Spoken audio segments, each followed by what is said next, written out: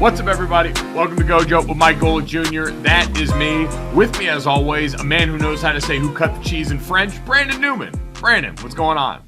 Qui a coupé de fromage? Qui a coupé de fromage? It's beautiful, Brandon. We appreciate that. Bon. And we appreciate all you being here. Remember, as always, we appreciate you stopping by to learn French and maybe some sports. Download, subscribe, rate, and review GoJo wherever you get your podcast.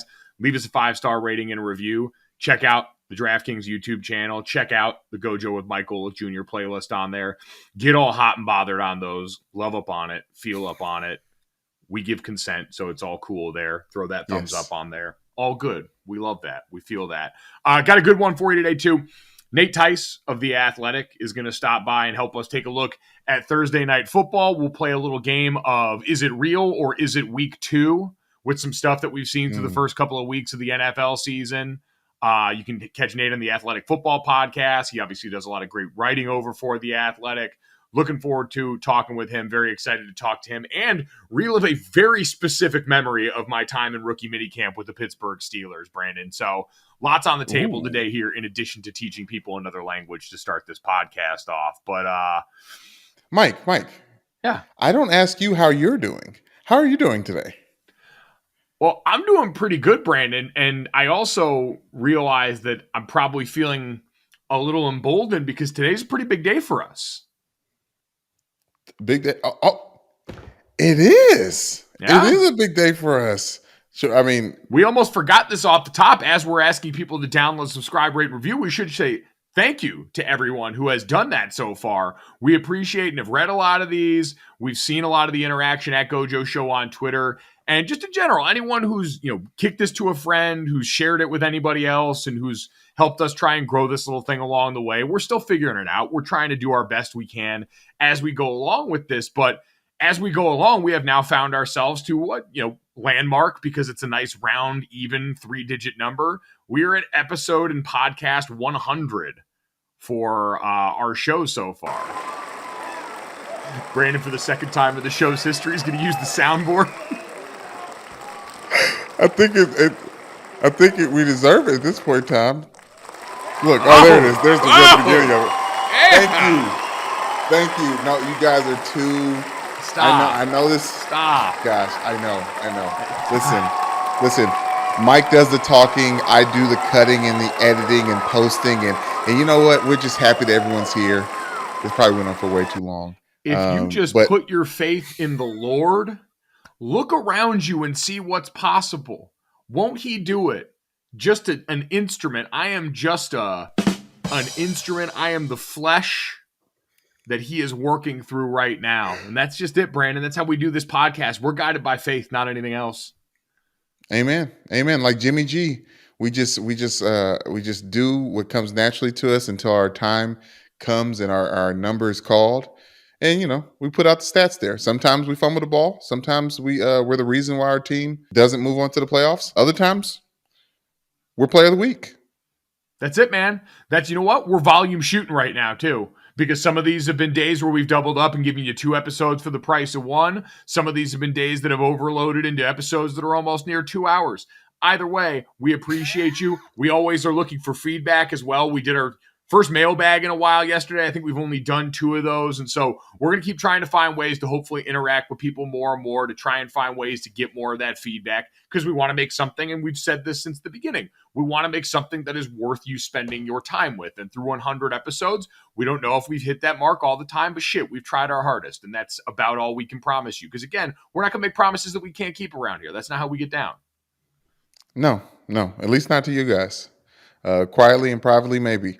I have looking at our soundboard, Mike, and for some reason, I have the instrumental for clips grinding here. Would you like to freestyle any bars about our 100th episode? Would you? I don't know. I mean, let me hear. Just play it and see if anything. Also, can we play this on here? I think the copyright laws are okay. I think maybe because we're talking over it, like it's not the original. I mean, okay, let's go on.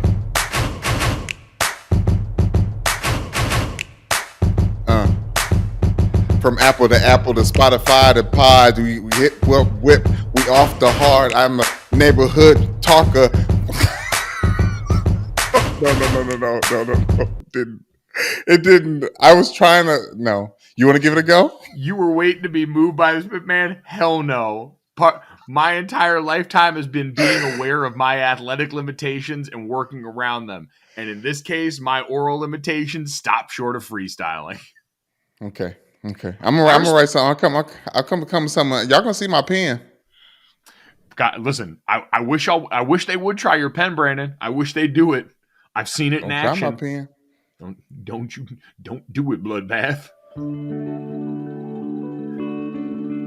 Okay, so I'm sorry. I'm done with that. It said sheep. It said sheep. I was expecting some type of goat sound, but back to the actual podcast. Here, so for our 100th episode, we've gone off the rails using a soundboard we've only used twice because even in doing this now at the century mark, we still have enough limited experience to keep on fucking it up for the keep on. So thank you to everyone who's listened. Hope you enjoyed today. Nate Tice, congratulations on being the guest for episode 100. What an incredible distinction for you. What an honor for you to be on this podcast for this momentous occasion. And Brandon, 90. We talked about being guided by faith on this podcast. Apparently, we're not the only ones publicly stating how guided by faith they are in their endeavors. Because we got news out of the NBA. Rob Sarver, the owner of the Phoenix Suns and Phoenix Mercury, has now begun the process of selling both NBA franchises. And listen to this. So we talked about yesterday, Draymond Green publicly calling for a vote from the NBA owners to try and force out Rob Sarver after the allegations of harassment, I should say misogynistic comments, racist comments made in that building, the allegations and the findings by the NBA's report looking into this. Brandon, he was suspended for 1 year and fined $10 million. Now, Draymond Green comes out and asks for a vote. PayPal comes out and says they're not going to be back as a sponsor. There's some stuff that starts to feel like rumblings. LeBron and Chris Paul have both voiced their displeasure with the NBA's decision. They believe they fell short. Well, listen to the woe is me BS from Rob Sarver. This is his statement Wednesday, and this is all according to ESPN's Baxter Holmes. He said, quote, "As a man of faith, I believe in atonement and the path to forgiveness. I expected that the commissioner's 1 year suspension would provide the time for me to focus, make amends, and remove my personal controversy from the teams that I and so many fans love. But in our current unforgiving climate, it's become painfully clear that that's no longer possible. Whatever good I have done or could still do is outweighed by the things that I have said in the past. For those reasons, I am beginning the process of seeking buyers for the Suns and Mercury."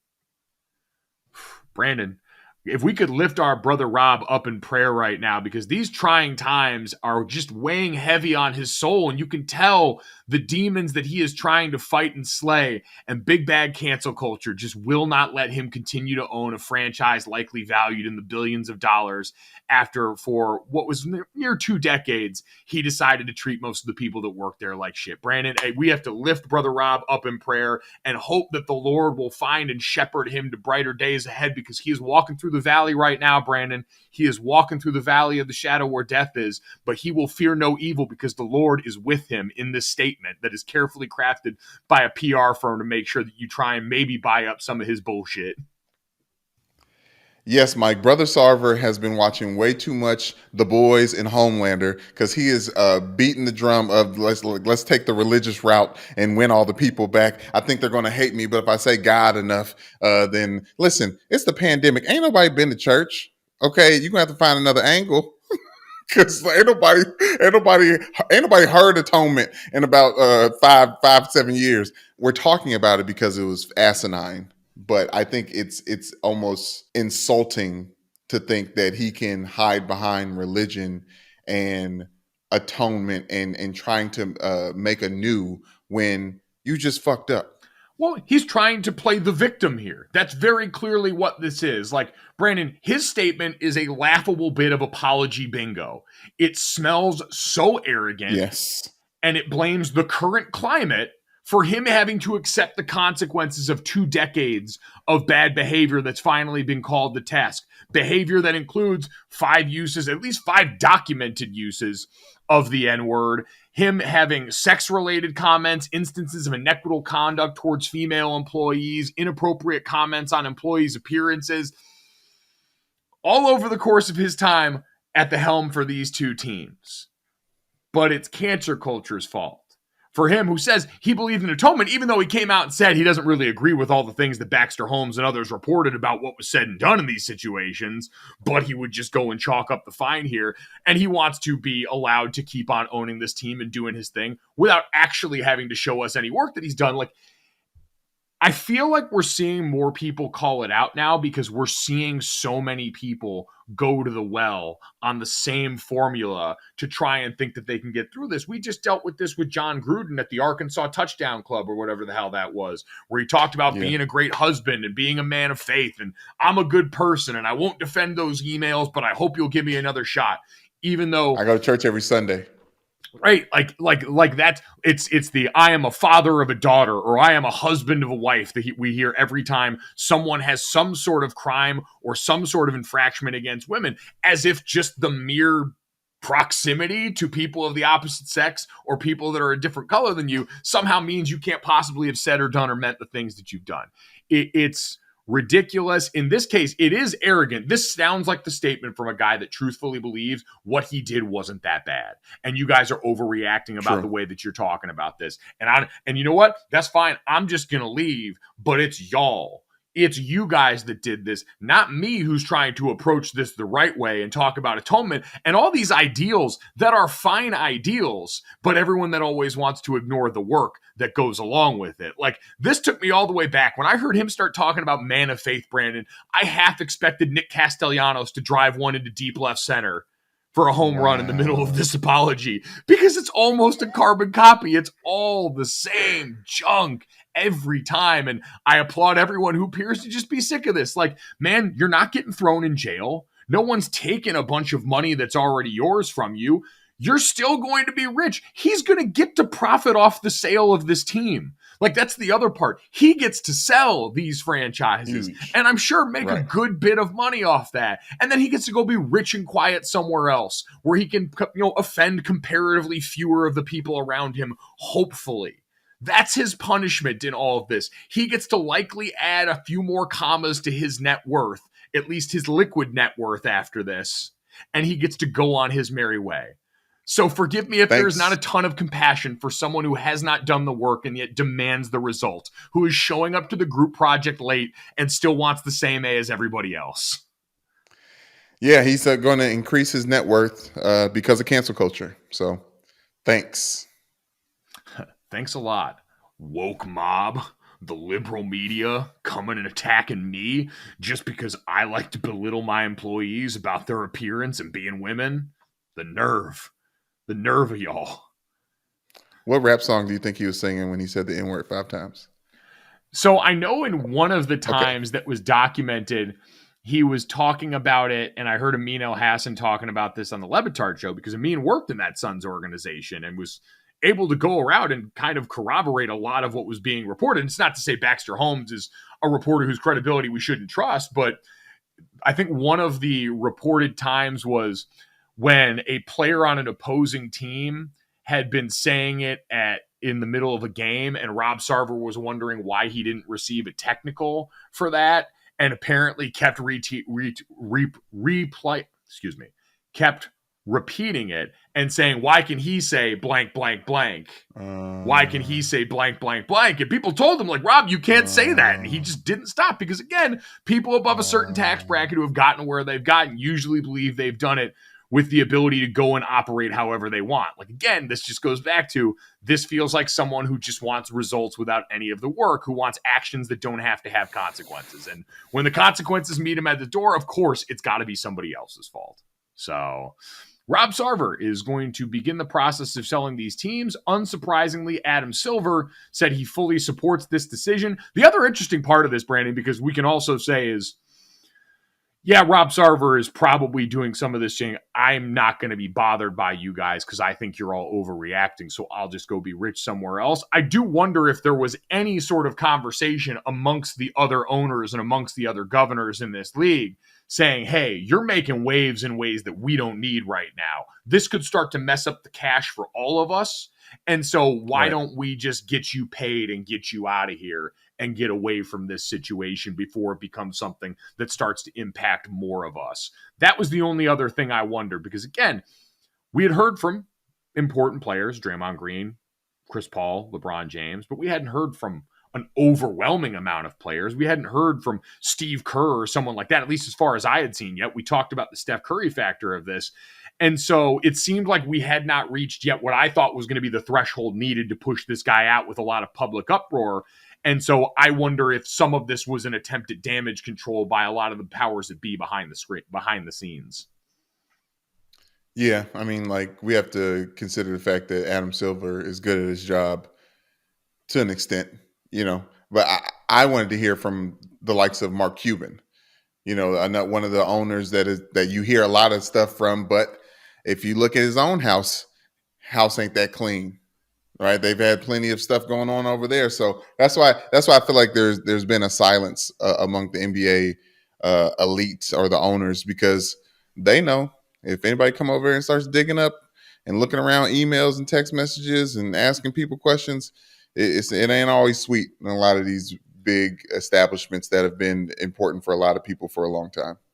Yep. Nope. Couldn't agree more. And I think that's why I wonder what the conversations may have been like behind closed doors. But Rob Sarver selling the Phoenix Suns and the Phoenix Mercury will essentially put this saga to bed, I think, for now. I think this is going to be the end of most of the conversation around this, unless Rob Sarver just can't help himself and wants to keep talking more. But we'll all make fun of this apology, and then the team will get sold. He will get paid, and thankfully, Suns employees will not have to deal with what has reportedly been going on in that building. We're going to take a quick break and get back to some of the substance of this show with our friend Nate Tice over at The Athletic, who's going to help us get ready for Thursday Night Football in Week 3 of the NFL. All right, pumped to have Nate Tice back with us. It's already been too long. Football season is the vortex that sucks everyone in to kill time. And when you're doing as much as you are, writing, obviously, over at the Athletic Football Show podcast, I even saw now film series on YouTube as well, Wind the Clock, that you got going on. How's that been? It's good. It's made me realize how long-winded I am. I got my, as you know, coaches cannot stay under time. Coaches run long. And I've realized, and I was like, oh, I'll be able to do this. 40 seconds, I can explain this play. And then I realized, oh, shoot. Like, there's a lot of self-editing going on. I'm also very hard on myself, I've realized, when I mess up every recording one after another. Like, if we had an outtakes reel, I mean, you probably couldn't hear any of it because I say every swear word at myself every single time. And our producer, like, laughed, and he goes, we really need to work on your self-confidence. Like, because he says... he goes, you were very hard on yourself. And then I try to lock in. So it's just like me cussing myself out. And then 3, 2, 1. Hi, Nate Tice here. Like, yes. Like, F it, we'll do it live. Absolute worst. Because you bust out your, what I always call your realtor voice. Yes. Because my best friend in high school, we'd always be around. And anytime he would get a call from someone he was working with, he would have to throw on that very nice cell phone voice. And you have that in conjunction. Anyone who's ever had to post a selfie video to Twitter for anything or to any social media has a minimum 9 grid of outtakes of them just completely messing things up in the middle, doing exactly what you described. I had a new respect for it. It's almost like easier to do live because it's like you just, your brain doesn't think too much. And then when you're recording, you're like, oh, I want to talk about this and I want to talk about this and I want to mention this. And then and then after like the 5th take, 7th take, 8th take, you're mixing up words. And you're like, I was just nailed it. And I also did. Have you ever seen the documentary, the Aristocrats documentary, when it's all the comedians talking about the joke? It came out like early 2000s. And the Aristocrats joke, it's kind of like a secret handshake with comedians. And it's basically you tell the joke as long as possible. And you also be as dirty as possible in it. Like you got to watch it because it's like Bob Saget, like saying some stuff that you're like, oh man, I can't unhear this. But at the end, like the punchline is, and like, whoa, what do you call that? And you go, say the Aristocrats. And that's kind of like the irony of the joke. And Drew Carey talks about how he told the joke. And one time they go, what do you call it? And he goes, the Aristocats. Crats!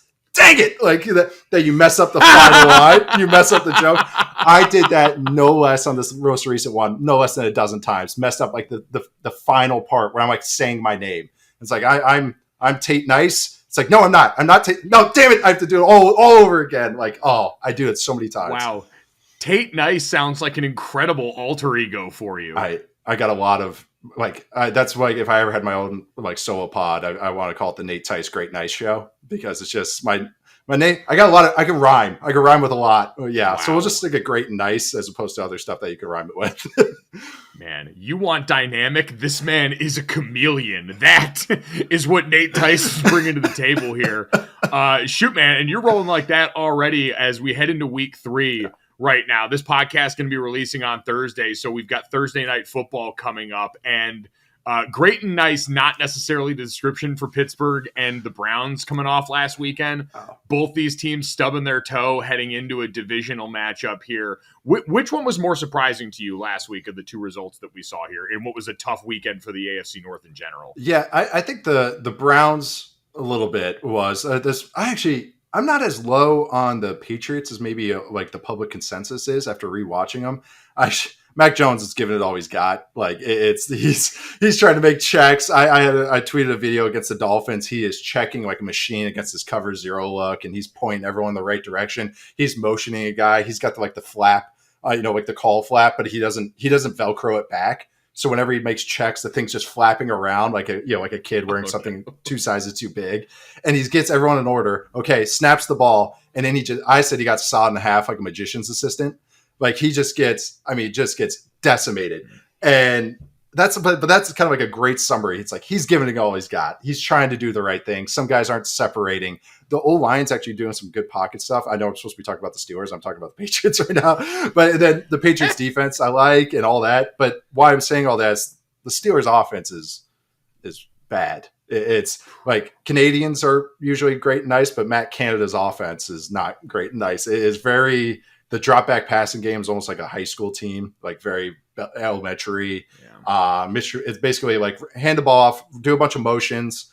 Poor Najee Harris is getting smacked right at the line of scrimmage. Like, and he's such a good player. But it's the offense is holding the back, but the defense is great for the Steelers. I mean, Minka Fitzpatrick looks phenomenal. TJ Watt was looking phenomenal until he hurt his pec.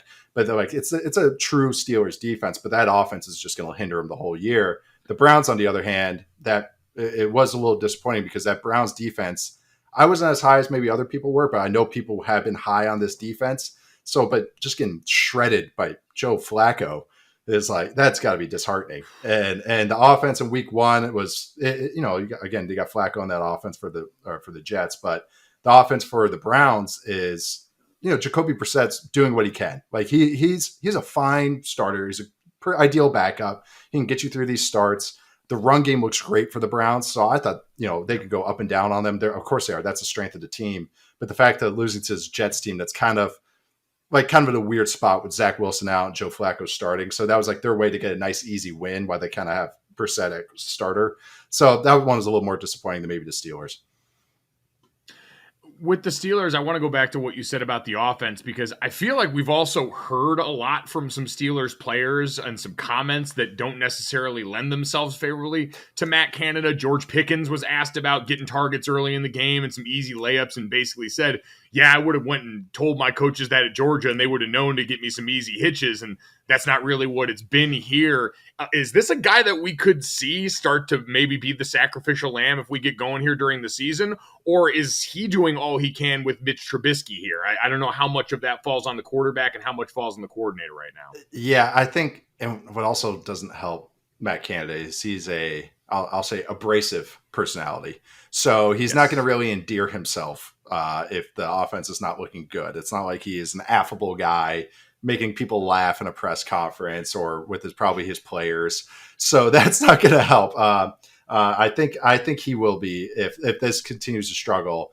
And maybe if they have Pickett, they drafted Pickett in the first round, Kenny Pickett, like that might be the first move, because then Trubisky kind of is like, that's what usually happens. No, the most popular guy on the team is the backup quarterback, as I've known. But I think with Matt Canada is that's a little bit of it, is that it's because this offense is it's stagnant. Once he gets outside the opening script and they get to third down, they did well on third down against the Patriots, but it's when they have to drop back, it's like, oh my God, what is this? Like defenses can just sit on it. There's no verticalness to it. There's no stretching. it's weird. Like the run game is very creative as far as like all the motions and stuff. It doesn't work, but it's creative. But the passing game is very static and basic. And so that it's 2020, it's 2022. You can't really be that way in the passing game anymore. So I think really when it comes down to it, when you're getting all these holding the other offense to under 20 points, like the Steelers are doing on their or with their defense, then people are going to start going like, well, score some points. Like we got to get at least, 17 points out of this offense, 20 points, 24, and win some of these games, because so far it just doesn't look like they have that ability. So usually the fingers start pointing and usually it goes to the offensive coordinator. Yeah, I think it's a good point, too, about the way, because their offensive line is always one of the first things that comes up and people talk about things. And I remember you in the Steelers minicamp, by the way. I was at Pitt. Oh, God. Oh, no. Having to play tackle in the Steelers minicamp, which was my own personal hell. You're right. This is not what I want. I remember I felt bad because this is the thing, especially when you have a whole bunch, like when you went to high school camps, right? And when people, and because our fathers, they know our names, and when people they'll just, okay, there's 50 kids, but I know this kid's name, so coaches pound away at that. And I remember the freaking quarterback, whoever it was, botched something, but then you and another lineman jumped. And they go, come on, goal, like hang in there. I was like, come on, man. It's like, really? The quarterback screwed that up. The center didn't snap the ball, but it was like but that's what they only knew your name, because they're like, I don't know all these, rookie minicamp guys, yada, yada, yada. But I remember I was walking by to our spring ball or whatever we were doing. Maybe we had a walkthrough. I don't know what we had, but I remember being like, that's not fair. So it's in my brain. I meant to bring that up. I meant to do it off air, so I'm sorry it's coming out on the show. But yeah, I still remember that. And I remember feeling bad. And so I want to say I was there for you. I empathize. I appreciate you having my back. Yes. Even then. Nate Tice was a friend before I even knew he was a friend at that point. Yeah. And man, I was probably just trying to get the get off going with everything in me, because your boy was out on an island to tackle that he was not used to and not adjusting well to in minicamp right now. Worlds and all the rest of those guys. You want the pads on. You were like, I got to get physical. I can't show off my run blocking. Like, that's what you're thinking. So, okay. I know. Beat him to a spot. Beat him to the spot. That's the only chance I had, and it still wasn't enough at that point. But again, there is valor in the attempt there. So Nate Tice, appreciate you having my back then in Steelers colors. And going back to the current Steelers offensive line, I think that's the biggest worry for me in this game is passing game, like you said, already stagnant and doesn't offer you a ton, which is the one thing I could say that the Jets did to at least help in that game. Because whatever you think about the totality of the Browns defense, Clowney and Myles Garrett are hell in a cell coming off both edges. And every single pass rush snap, the Jets had a plan for them. Yep. They had an extra tight end to that side. They had a running back going and giving significant chip help. They had a firm double team coming that way. There was always a plan for those two rushers. And that's my biggest worry is tackle, you could argue, is the weakest of the spots for the Steelers offensive line. And with that passing attack, I just feel like you end up putting Mitch Trubisky in a spot where it's got to be a bunch of backyard bullshit for him to get out of the way of a lot of this. Yeah. And that's the thing is Trubisky can create plays. Like that is one asset he does have. And no, that is such a great point though about when you have, this is where like math changers or I guess game wreckers, it's not only just a physical thing, like, our tackle's got to hold up or yada, yada, yada, but also it's game planning because like playing a guy, like when I was with the Raiders, playing a guy, Von Miller, every single snap, every single play, some plays we only could run one-sided. Like on our game plan, some plays we couldn't even run. We can't run this naked towards him because he'll blow up the play. We can't run the 7-step drop when he's in the game because we have no chip help on that design. So we have to wait until he's out. That's what those guys do. We talk about changing the math, like a quarterback running it, but honestly, changing the math can happen with a defensive player as well because they just take plays out of your playbook. And that's where I think Mike LaFleur, the offense coordinator for the Jets, is cognizant of that. He's been a pro coach for a while. He understands it's not just X's and O's, it's Jimmy's and Joe's. And I think that's where Matt Canada, with his more college background, sometimes doesn't understand that. Like going, hey, well, okay, we can't run a naked this way because Myles Garrett's going to clothesline our quarterback. Or I love the Hell in the Cell reference, by the way. I'm still like laughing at like I just keep picturing Mick Foley falling off the top of it, so I'm laughing. Actually, which happened in Pittsburgh, by the way. that hell in the cell. Yeah. Damn. Yeah. Bring that all the way home. Right? Shit. Right? Look, I work with Robert Mays. He's the best at segueing. So I'm learning. But that's what I'm worried about as well, is that's where this Browns team's strength is. They have some speed, JOK, another Golden Domer, and they have some speed that can make up for that stuff. But really, it's up front. And when you have Myles Garrett and you don't have a plan to account for him, that's scary. And especially when you don't have a creative drop back game that can maybe get the ball out in a way that works. So now you're taking longer drops and he could just start teeing off. Oh, it's 3rd and 7, and you're not gonna influence me with the tight end. You're not gonna, it's not just chip help. You can have a tight end with a tight split. You can have a tight end crossing with a back coming on, like on a play action. If you don't have that even in your kind of like repertoire, it really hinders an offense, and that's what's scary with the Steelers team that's going to have to go against them. So edge going into Thursday night then belongs to who in your mind? Browns. I believe so. I don't know what the spread is off the top of my head. I should, but I should have looked that up before I came on here. But yeah, Browns match up fairly well, even if with this offense, especially this offense, be able to run the ball how they can.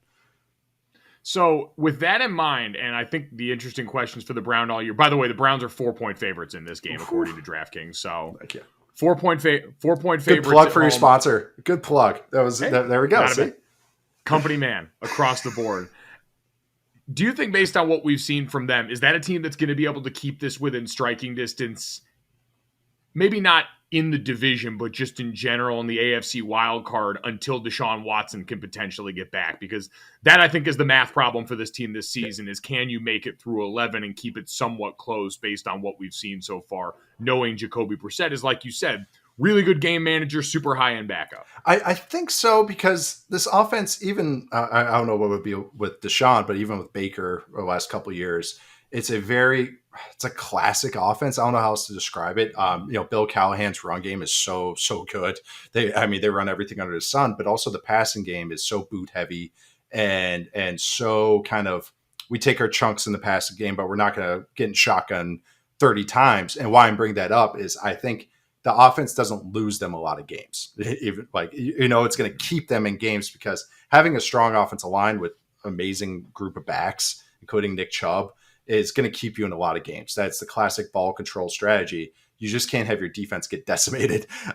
They have to do their part, which they can, but it was a weird performance. I'm excited. Excited is not the word I'm looking for, but I'm curious to review that game because of that. Because I just want to see, was it a tired thing where they're on the field a bunch and they're just bad pass offs, how their defense is with the safeties. They have to communicate a lot. So I'm just curious what exactly happened there. I know Garrett Wilson happened a little bit. And he was crossing dudes up.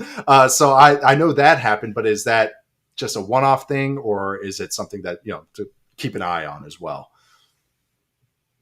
Yeah, no, Garrett Wilson definitely happened. As someone who went back and rewatched that casually, just kept kind of looking at 17 and going, "Oh, okay, yeah, he's him. Whatever you want to say about it, he qualifies for all superlatives. That dude is a freaking beast." So yes. I think you're right about Thursday night. I think that Browns team is going to be interesting to consider long term. I do want to look at some other things that we've seen so far and play a little bit of realer week 2 when we look at some of the things that have popped up so far in this NFL season. And you brought me to one of them, talking about game wreckers. Realer week 2, the Bengals offensive line issues that we've seen carry over into this season with a new group. That's real. But it's also not just the offensive line. It's Burrow. Burrow is he is not playing confidently, which is so funny because he is such a confident dude, as we see with the fur coats and the cigars and everything. I think he doesn't have a lot of trust, maybe, I think, in what's going on. That offense in general, I use the term siloed, in the sense that, okay, it's second down, we go under center, and every time we're under center, we're running the ball. Okay, we're not running play action, we're not dropping back, we don't do that. Okay, what is it, 3rd and 4? We are empty. Like, there's not a lot of, it's very just static, not in the sense of motion-wise, but static in first and 10, we do this, second 1 through 6, we do this. And defensive coaches are very, very good in the NFL. They pick up those tendencies. They can start game planning. And okay, when they're in this formation, slant flats. When they're in this formation, they're going to run zone. They can really tee off on that. And so I think the offensive line is very holy and not in a Notre Dame, Catholic way, but holy in a, yes. a HOLEY. So I think that is why it's going to limit their ceiling on some stuff because they can't really get down the field without giving chip help and all that. But then the argument comes into, well, that, so do provide the chip help because you have Jamar Chase, T. Higgins, and Tyler Boyd working over the middle of the field. Kind of like it's a chicken and the egg. It's kind of like, is Joe Burrow getting hurt by all this, or is he just like, oh no, I have no confidence in my team right now or the play calls, and I just have to be one and done with my reads? I feel like he's getting into creation mode, where in the sense, which is part of why he's good, but he'll go one's not open, I'm scrambling. And then you'll watch the film. They're like, well, they held up in protection, Joe. So like you can't. He's like assuming that they're going to lose right away. So it's kind of it's like the times they do protect him, he's got to sit in there, and the times they don't, they go into creation mode. But it's a lot easier for me to say that on my couch in Las Vegas than actually having to sit in the pocket and worry about Micah Parsons like ripping my face mask off. Like so, it's the offensive line is most of the issue, but Joe Burrow is compounding the issue that's happening. And the play calling as well. So it's A, B, and C. Yeah, it's all those together, but I think you're right in talking about the plan that you have in an offense. I was amazed going back at looking at that game, and part of it is you can put Micah Parsons in a lot of places. You can line him up in the middle, you can line him up on the edges, but when you've got him clear on one side, it didn't ever seem like there was, all right, we have to find this guy and account for this guy in a meaningful way. And I get you paid La'el Collins decent money. After a couple of those rushes early on, you got to realize that dog is not ready for this fight. Right. These two are not created equal. And Micah Parsons, when he was one-on-one, had him on skates and was putting him in a blender. And there was never really any adjustment. And so you talk about Joe Burrow feeling that heat right away. Yep. I think True Media started tracking with the initial pressures, and Micah Parsons, in addition to being number one in damn near everything else as a pass rusher, was number one in initial pressures, and you saw him showing up in Joe Burrow's face constantly. Yep. And for a team, going back and checked, that was 31st in percentage of max pro used last year, didn't do a lot of play action stuff at all. Like, you wonder if there's going to be that adjustment now, because you're right, the way people are going to play them is going to adjust based on what we saw last year. And, the Chiefs and all the good teams are able to go and find their way on the other side. I wonder with Zach Taylor and this offense, are they going to have the wherewithal to go and do some things to try and get Joe Burrow out of this? Yeah, and no one has faced more cover two than Joe Burrow this year. So it's a lot of defense going like, you're going to hit a couple plays on us, but we're going to make you nickel and dime us. And he's a big game hunter. Like, that's what he is. It's why it makes him great, but also it's sometimes, hey, quarterbacks get bored. Like they do. Like the good quarterbacks just get bored, and I don't want to check it down again.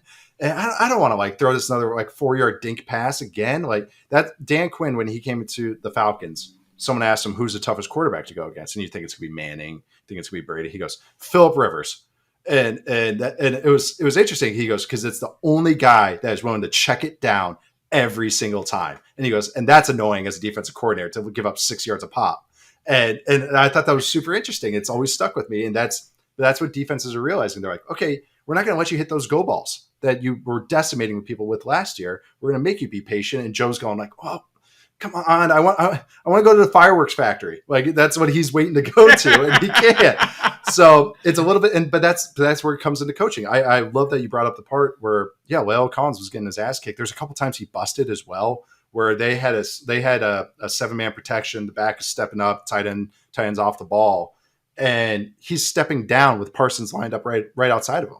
And it's like, I know that they pointed the mic here. That's your guy. Like there's this is not a 5-man pro where you have to wad it up and, full man slide it. This is 7-man. Like that's 4 down on the mic, dude. And so that's not good. So it's one thing to get physically beat, but when you're getting mentally and game plan beat like that, it's a bad combo. And that's what it looks like. I mean, they've given up 13 sacks already through 2 weeks on top of another 6, 7, 8 hits. It's hard to win that way. Yeah, seeing Joe Burrow on pace for 111 sacks this season, not the start. No, you don't want to be in the same convo as David Carr. You never want to hear that because it's not, because usually that's the only reason anyone brings up David Carr. It's like, oh, he took 75 sacks his rookie year. It's like, you never want to hear that. You never want to go full car. Speaking of patience on offense, though, real or week two in the Dolphins offense, and that being a legitimate playoff team. I do think they have playoff. AFC still a bloodbath, but the scheme is awesome. Not just with how Tua played. Tua played fine. There's a little bit of overhype where people are trying to step over each other to make sure, like, I'm Spartacus. I'm the Tua lover. Like that's kind of. We're all just afraid of Tuanon, Nate. That's what it is. None of us want to end up in the corners of the deep web being dragged into that cesspool. Oh my God. That's a whole thing. Did you see the video where someone had all his throws right-handed? And it's like, it makes it look, someone flipped it where he throws right-handed. It's like, oh, this does look a little better. There's something about lefties throwing that just feels foul. Feels like heathens. But I always said lefty quarterbacks are one thing. Lefty center snapping the ball, should be illegal. It terrifies me. It should be. Oh, the backup, because I had to work with him, backup center at Wisconsin was a lefty. Oh my God. And how the ball hits your hand, it just feels off. It's like that doesn't, I got the laces, but that didn't feel right. Like, because it's just hitting like the side of my hand. Yeah, it just feels wrong. But now I actually feel for lefty quarterbacks because they have to deal with righties. So I that is something. But yeah, learn to be right-handed. But but I love the scheme that they're doing. Like Mike McDaniel has done an awesome job. Just like it helps when you have a lot of heat, like Waddle and Tyreek Hill, and how they're using them. It's staple Shanahan concepts, but with just juice, just injected, no pulp. It is an amazing, it is amazing how much gravity these guys create. And all this offense, Shanahan's offense, is always predicated on creating yak, whether it be underneath throws, jet sweep stuff. But that's why Jimmy G's, like, if you ever look at Jimmy G's like heat chart and also his heat map and also how much yak he gets created after the catch. Now you got two dudes that run 4.3s doing it. And on top of it, how their personnel usage is really cool. Alec Ingold, go Badgers, their fullback.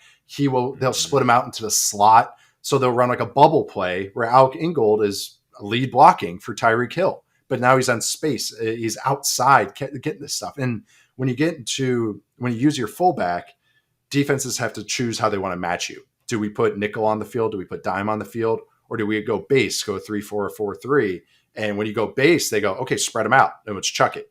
Okay, you go nickel. All right, let's put the fullback in the backfield and let's run I formation down your throat and or toss zone stuff. So they just have really creative uses of personnel. So I've been wanting to give props to him because he's done such a good job designing this stuff and understanding his personnel.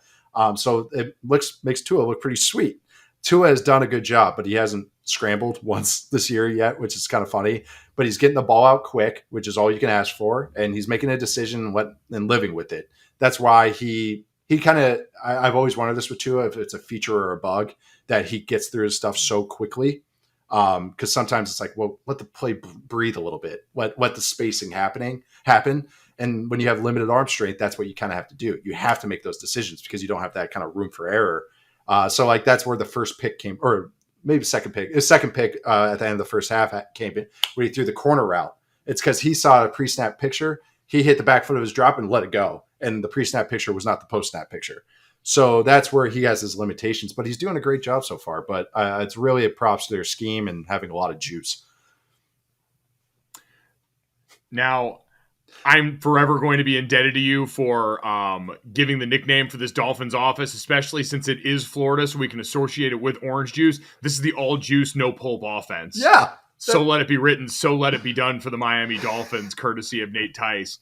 But also, perfect, speaking of more segues, perfect segue in talking about, and you're right in that super Shanahanian staple of taking big personnel and doing wildly creative things, using it to spread out, getting big to go small type thing. Yes. Let's flip it on the other side. Real or week two, getting small to go big. Ben Skoranek, the fullback, out with the Los Angeles Rams. Nate, what the hell's going on here? Dude, I was so excited. So I call him Skarsgård because I'm terrible at names. And I promise I study this. I'm just whatever. My sister was the English major, which is the irony of life that I write for a living now and speak for a living. But so Skarsgård was a joke last year for me on our podcast, the Athletic Football Show. So great plug. I'm getting so much better at this. And so last year, he had to play because of injuries. He's a 7th round pick. You know, you're expecting this guy to just come along. I get why they like him. He's got good size. He's like 225, 6'3". And so but you know, he's trying to do some stuff. They're having him trying to block and he's tripping over himself. You could tell his head's spinning. He got a little better as the year went along. And so I kind of just cracked a joke. I was like, oh yeah, you never want to see Skarsgård on the field because I couldn't think of his name. And it became a running bit. Skarsgård. Then this past week, they have him at fullback and it wasn't a gimmick. They did it 19 times. And they ran everything with him. They ran lead zone with him outside. They ran toss zone with him. They did split stuff where he's kicking the D end. Like he's just like, you know, split zone on the D end. They're running 7-step drop back stuff, like play action with him where he's running the deep sail route from the backfield, a deep corner route. Like they ran naked bootleg with him where he's running to the flat. Like this is a real thing. It's not just a gimmick, but it's so awesome. And I think you saw the picture was, we talk about Cooper Kupp basically being like a de facto tight end. So the Rams like being an 11 personnel, 3 receivers. So Cooper Kupp and Robert Woods before, it was their way to do 2 tight end looks with light bodies. Now they got Skarsgård in there and it's 22 personnel, which is like a fullback and a tight end, or 21 personnel, which is what they were doing. They would spread out. They'd have Skarsgård split. I know I should say his name right, but I can't. It's just, I roll with it. We're fully bought in now, man. I know it's so funny, but so they would split out. They would split them out, and then you know if the defense was matching with nickel, the Falcons were matching with 5 DBs, and then they would motion them back in. And so he's not leading up on a linebacker; he's leading up on a DB. So he weighs the same. He weighs more than these guys. It's a great matchup, and it's kind of genius. You have a guy that can do it, and you're getting to these I formation, old school looks. By staying in the same personnel group, they can go no huddle the next play and spread it out and go empty, and it's fine. It's a very unique twist, and I think it's going to be more than a gimmick. Like I think they're going to do this more and more because I even looked up the stats for it. Their EPA per play was double or maybe even triple on those 19 plays than it was on all the 44 other plays that they ran that day against the Falcons. So I think this gimmick is going to turn into something. Like I don't know if it's going to be a trend. But it's something unique to like keep an eye on if you watch the Rams. Yeah, I think for the Rams, and we had the questions all the way going back to after their Super Bowl loss to the Patriots, how would they adjust? And it was McVay going more 12 personnel, putting 2 tight ends on the field a little bit more and using the personnel they had then. And so watching the way that Sean kind of continues to evolve this thing with him and Liam Cohen at the helm now, maybe throwing in a wrinkle like this is a reason why they perennially find themselves in the places that they do. In addition to having the quarterback that they finally wanted. Yeah, right. Yeah, that helps a lot. Having a dude throw no-look passes in the Super Bowl is very helpful. But it speaks to them. Like McVay at first, the coolest part was they would go, 3 receivers. And I've seen teams do that before. But then it's like, okay, but the Bengals, great example. They're going 3 receivers, and they run the same 2 formations over and over and over and over and over with no motion, no under center run game. So with Goff, they're doing all this, the bunch and stack stuff, all this jet motion, and everything looked the same, but they're running 5 different plays out of the same look. And you can see they're going no huddle because they don't have to sub. And then last year with Stafford, they're going empty, and they're going empty every single play, and they're chip helping on the outside, and they're getting to 7-step drop back concepts. You couldn't blitz them. He's had one of the best seasons ever against the blitz, because when you're spread out like that, it gives away the blitz looks. It's actually really nice. Like, safety's capping over here, yada, yada. And so that was the tweak last year. And then this year it's this tweak, which is just the irony of who it is this, should be a 5th string receiver, is their fullback. And the most important cog of the Rams right now is your former Golden Domer. He was a 1-year guy there, right? He was Northwestern, and then Notre Dame. Yeah, he was Northwestern, or Notre Dame by way of Northwestern, which makes him one of the whitest people to ever walk the earth. So. And he's from Fort Wayne, Indiana, so it's he loves the Midwest, and he goes to LA. You gotta love it. But yeah, it's interesting. He loaded up on sunscreen, right? Oh, Vegas. I've learned SPF 30 is just barely enough for me. I got that half Irish skin. I freckle. It's freaking brutal, man. I'm in the same boat with you out here. All right, let's finish off with one more here of real or week 2. The Baltimore Ravens rushing attack, or right now lack thereof, real or week 2. Oof. Man. Okay, the last one was real, by the way. But this one, I think it's just week 2. but it's interesting. They have, and I wrote about this in my article today, is Lamar like looks amazing. Like not just as Lamar the runner, but Lamar the passer, which he is always going to be underrated just because of the narratives about him. This dude was in a Bobby Petrino offense in college, and all of a sudden, like people are like, "Can he handle a pro style offense?" It's like he ran one in college that with hot routes and protection checks. Like, yeah, he could do it. And this offense now is this is the most under center they've ever been in under Greg Roman. And not just like a little bit, but like triple the usual rate. It's only 2 games, but you can tell they're cognizant of trying to do it. And also it's the most heavy personnel they've used, 12, 22, 13, all these fullbacks and tight ends. And they're running play action more than ever. And he looks phenomenal I know we're talking about the run game, but it looks phenomenal from a pass protection, from pocket passing aspect. He's scrambling less. This is the most he's ever thrown from the pocket. But the trade-off of that is their run game, that kind of crazy, kooky run game that they've been doing the last few years when they're pistol a bunch and shotgun a bunch with a guy fullbacks kicking out on motion and doing all this read stuff, all this power read. They've kind of tweaked less of it. So that's the trade-off, is this passing game is more dynamic because it's more traditional, but the run game has now become more traditional. And I think that's where I think they're trying to find that blend of how do we get to this under center run game that works for us and our personnel. I think they're going to get some reinforcements. J.K. Dobbins practiced today, which is always a good thing. Gus Edwards going to be a couple more weeks. They need it. There was a clip I posted on Twitter of Justice Hill running. They say run to daylight. He did not run to daylight. He ran to darkness, to the sideline. And so you need some guys with vision here. I think that is hurting a little bit. I think that it is week 2 and it might be week 3 until J.K. Dobbins gets going a little bit. But they do need some juice from their running backs because they look like they're becoming less reliant on Lamar and the read stuff because they're going like, hey, this dude is like a pocket passer. No one has thrown for more air yards per attempt than Lamar has this year. It's like he is attacking down the field. It's a lot of fun, this passing game, but the trade-off's a run game. But I think they're going to find that balance, but it might take a couple of weeks. God, yeah. Every time he drops back in every game so far, I've just sat there looking at the bank account, continuing to get more and more swollen right now. The gamble on himself, at least through 2 weeks. And again, like we said, it's 2 weeks. It's the first couple here. Obviously, things are going to, tighten and constrict a little bit. And we know for Lamar and the Ravens, a lot of times people point to the postseason and what happens there as teams really get their time to sink the teeth into the offense. But all you can do is win the ones in front of you. And right now, Lamar just keeps adding zeros to whatever the number was written on the page before this season started. Right. Belichick even had a quote about it today. He's like, he's earning that money or something like that. Or we'll see what the contract is now because he was like, he looks like an MVP candidate. I was like, yeah. All right. There we go, Billy. Bill's trying to say that out loud, so he has the Ravens spending an absolutely inordinate amount of their cap on their quarterback going forward, and Bill can start to try and operate with some funny money. He's not slick. No, he's not slick. I know. He says everything for a reason. It's the funniest thing ever that he's just going. He's like, yeah, man, they should break the record for him. I'm like, what? Yeah, what did Soto get? Like, yeah, that's that's exactly what I think he's gonna do. God, from your lips to God's ears, man. Lord knows he deserves it. We'd love to see it for the guy. But Nate, man, this is always a blast, dude. Getting to sit here and chop it up with you. We appreciate you giving us some time, man. Enjoy what little off time you have during the season amongst the million jobs that you're doing, and enjoy week 3 coming up. I appreciate it. Thanks for having me on, Mike.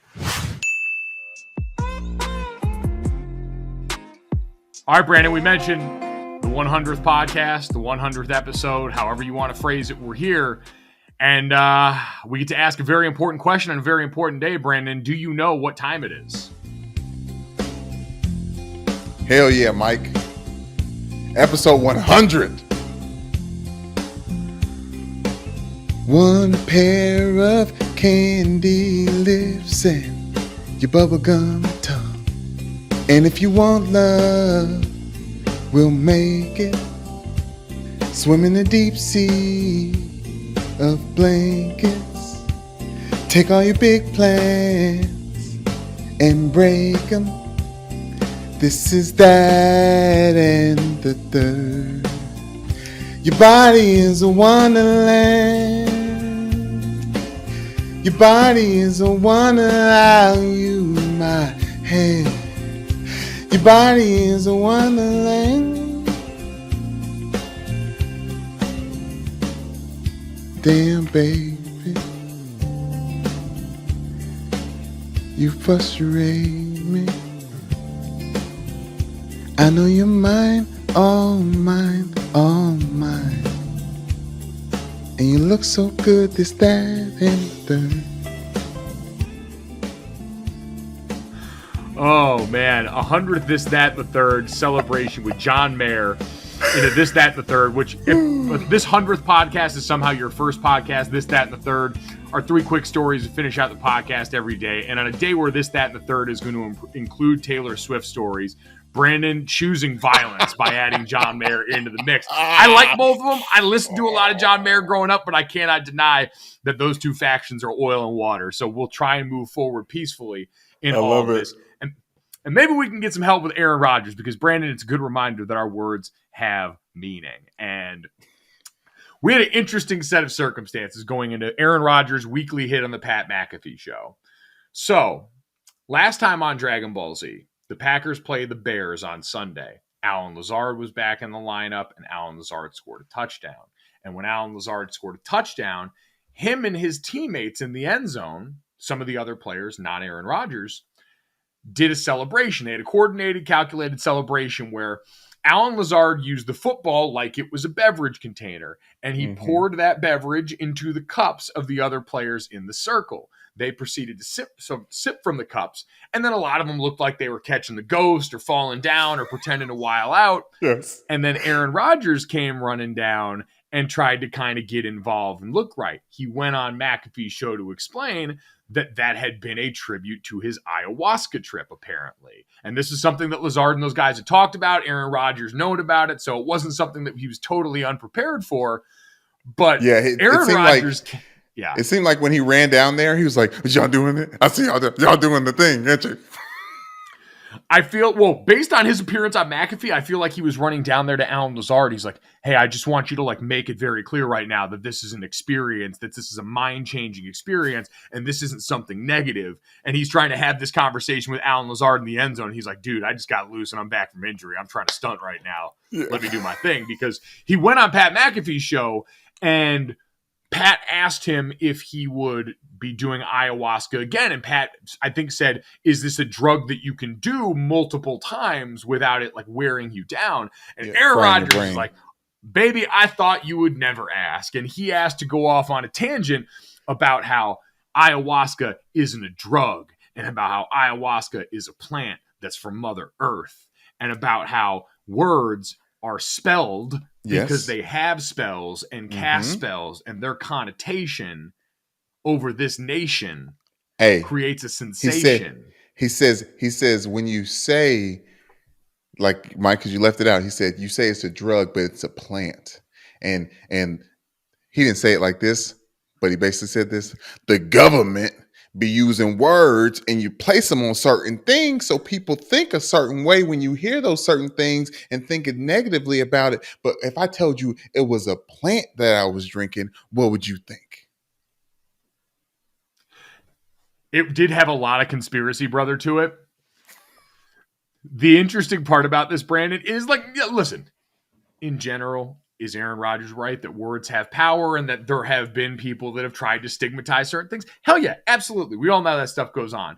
But Aaron Rodgers continuing to go through the cycle of what most people went through in college or high school is fascinating. As has been pointed out by many people, you know how many people that got caught smoking weed told their parents, yeah, no, this is a plant. This is natural. It's from the earth. No, he's on that level, Mike. He's on that level because then he brought up fat and sugar. And he's like, now, if you bring up fat and sugar, you're thinking obese. We're not thinking about the chemical properties that we need fat in our diet to Mike, anytime someone wants to break down the etymology and the science of why, any loophole to make me think differently about the thing that I already think, I'm a big fan of. And maybe that's the conspiracy brother in me, but I love that Aaron Rodgers is like, I'm glad you guys brought it up. Everyone's saying I did drugs. I didn't. I did plants. It's not a conspiracy, though. no one's saying you did. Like, no one's saying it in negative connotation anymore. There's also a way he didn't even get suspended. He came back to the league. He openly talked about this, and a league that's been as harsh towards drugs and penalizing people for doing marijuana and other shit like that just looked and kind of went, yeah, okay. Like, if you want to go T-Trip, be my guest. So I don't think anyone was hunting him down. I think, listen, we've all been through the required sociology classes at the beginning of our college experience and felt like we can go and have these discussions at the circular table in the cafeteria after. And maybe Aaron Rodgers missed out on that, and now he's looking forward for a chance to spread that with his friends. Listen, he gave 41 pages as to why he was immunized, and the NFL didn't want to hear it. I'm sure he just printed out a bunch of sheets of paper of his own research and let them know, like, hey, I can't get fined because I was doing plants. Hey, man, we love a good plant, and we love a good celebration. And I appreciate the Packers wide receivers and skill players doing that there. I wonder truthfully how Aaron felt in that moment about what had gone on there, because he does seem very, very particular about how this is all perceived right now. This does seem to mean a lot to him that this is framed the right way. It's why he's done so much press around all of this. And so I wonder in an honest moment if the next time one of those young wide receivers messes up in a game or messes something up, if this is going to be woven into the MFing that comes their way. Ooh, like, because he doesn't forget, and a Lannister plays his bets, and he is much like a Lannister. But I would say I don't think that he was upset, because I think right now he's trying to be the cool dad. You know, all those young receivers, he's trying to like come off as cool. Like, I don't care that you guys are making fun of me. I'm making fun of me too. But I bet Randall Cobb was pissed. Like, as the guy who, like, I know Aaron. Like, this is Aaron's my guy. I am here. Like, he is Aaron's bodyguard. He's like, those receivers. They don't even know him. Get lined up. I feel like that's how Randall Cobb's handling things. It's just, again, like, this stuff is all pretty harmless. Like, these are the Aaron Rodgers conversations I'm pretty cool having, because they don't involve the immunized stuff, and they don't involve a vaccine that's supposed to help people. None of this involves misinformation. This just involves a guy who's really into the experience he's going on right now. And again, as we've heard people point out, this is an experience that some people have gone on at a younger age. And so Aaron Rodgers is just getting to it now, and he's going through all the processes in the cycle, and we love that journey for him. Brandon, let's get to that, though, because I love the journey that brought you to Taylor Swift yesterday. It was very exciting. I was happy to hear that you found your way into Taylor Swift music videos and are now getting to experience some of the things she brings to the table. Just in time for Taylor Swift's upcoming album release, Midnights. It'll come out on October 21st, so we are, as of yesterday, 1 month away. And as a celebration of that, on midnight of Tuesday night, Taylor Swift took to TikTok. She put out a video called Midnight's Mayhem with Me, where she will be going through, I would imagine, each weekend or somewhat regularly leading up to the date of this release, and using a bingo carrier to go and pick the numbers out for the track releases for her album. She put out the album artwork and some other stuff about that, but hadn't released the track names. And so it picked out the number 13, first and foremost, which for Taylor Swift fans is her favorite number. It's one of the numbers that means a lot to her. And so she pulled that ball out there, and the track 13 for the album will be Mastermind. So, Brandon, you brought up John Mayer for this, that, and the third song. It's ironic because John Mayer, for so long, was a social media darling for the series he did on Instagram called Current Mood that a lot of people would tap into over the pandemic. And when I saw the way this was framed, it felt eerily similar to that in a way that certainly, again, can't help but feel like Alanis Morissette ironic, I think, just because the two sides are not really two sides that get along. Okay, so we all agree that Taylor is just going to go from the bottom up. Like, she's going to have that little lottery thing, but it's just going to have all 12s next time around, and she's going to just we agree that that's going to be the case. I don't think it'll go bottom up, but I think 13 is a number that her fan base knows means a lot. So I had the same thought you did, which is that just a hopper full of balls that have 13 on them, and is this all just going to be something? Because I tuned in right at midnight. I was up there looking on TikTok, giving her the views and clicks she was looking for. But okay, so tell me, what album do I need to listen to get the John Mayer smoke? Ooh, the John Mayer smoke.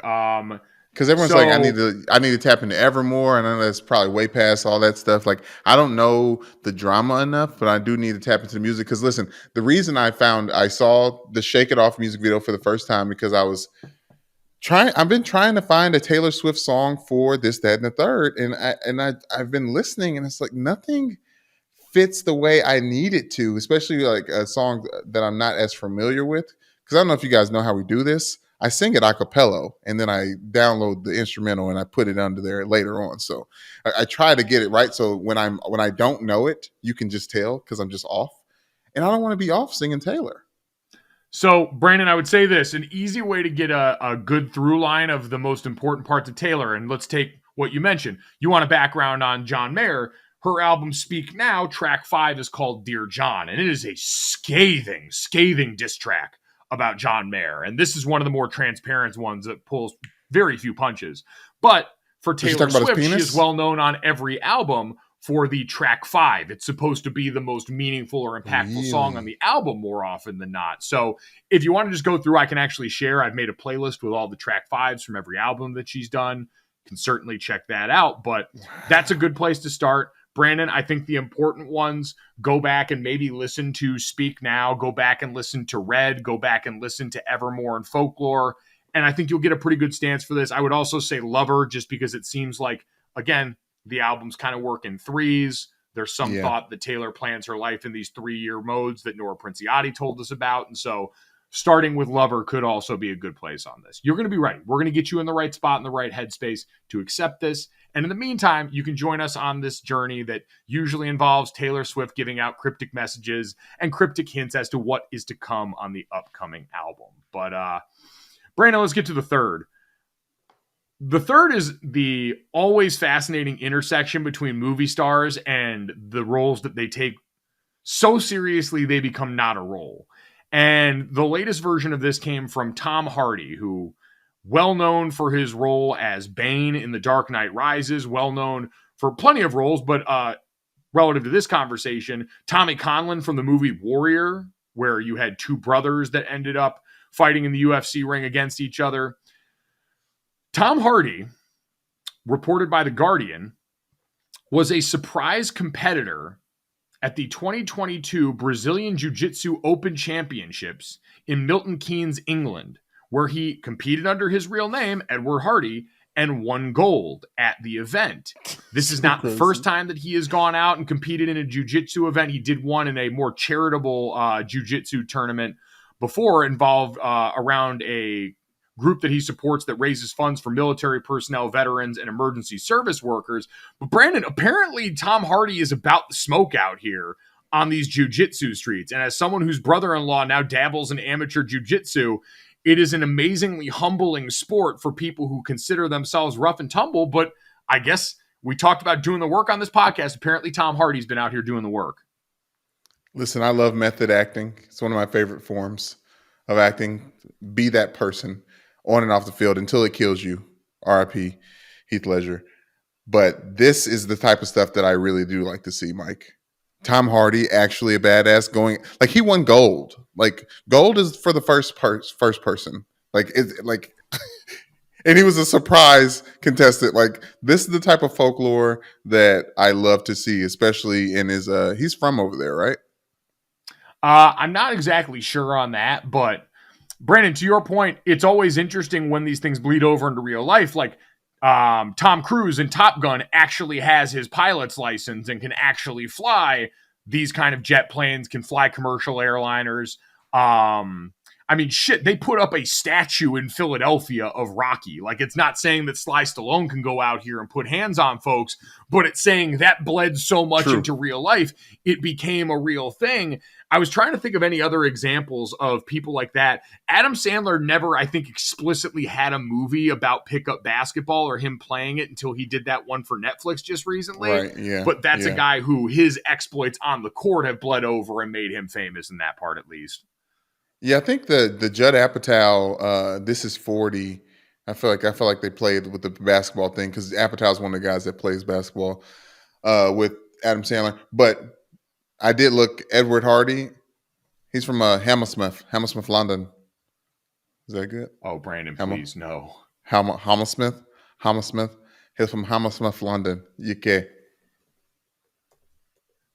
Oh no. You're not going to keep going, are you? No good? Hammersmith? London? The hooligans? I can't even begin to guess. Is there any? You can't guess if that's good or bad? I mean, it's definitely not good. I just can't tell how bad it is. It's not. Wait a minute. It's number one champion style, y'all. Style we're about to get down. Hottest in the world right now. Just touched down in London town. Why are you rapping Kanye's verse as if it was said British? Kanye was the English speaker in that song. He was the American English speaker in that song. Why are you trying to give him a British accent? Because he said the British song's things. called American Boy. He said British things, though, so I'm trying to say British things, and I don't know any British things, so I need to quote an American saying British things. Also, I'm glad, before we get out of here, if being a billionaire makes you talk and laugh the way Kanye West now talks and laughs, I don't want it. I don't want it. I don't think it's being a billionaire that makes him talk and laugh that way. I think there are a whole other host of things that we can examine along the way that got us to that point. Maybe some plants mixed into the conversation here. We appreciate anybody who's been enjoying some plants as they listen to this podcast. It's probably the best way to consume it and probably what makes getting through an hour and a half plus of content a day somehow tolerable. If you liked it and you enjoyed your plants, make sure you let us know. Download, subscribe, rate, review GoJo wherever you get your podcast. Leave us a 5-star rating and a review. Check out the DraftKings YouTube channel with the GoJo with Mike Golick Jr. YouTube page and the playlist there. We got our interview up with Zeke Elliott from yesterday. Plenty of great stuff from the rest of this week. Nate Tice will be up there soon. It's awesome stuff. It's episode 100. Thank you guys again. We're going to be back with another one tomorrow, and we'll quickly move on and stop celebrating arbitrary landmarks. But every once in a while, you got to put your hands up and say, hey, we've been here and we've done the thing for a little while. To the next 100, Mike. We'll keep showing up until they fire us. Thanks so much. We'll talk to you guys tomorrow.